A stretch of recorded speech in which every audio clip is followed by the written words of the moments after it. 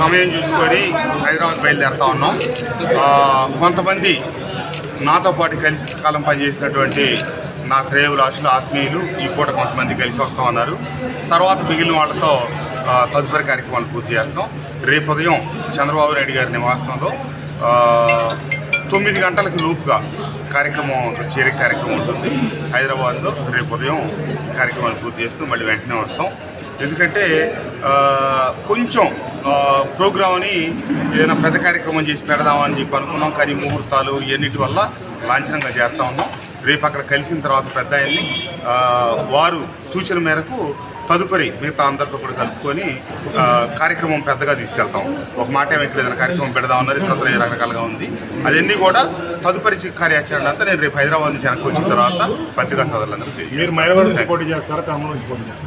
party అంత పెద్దలు ఏమి నిర్ణయం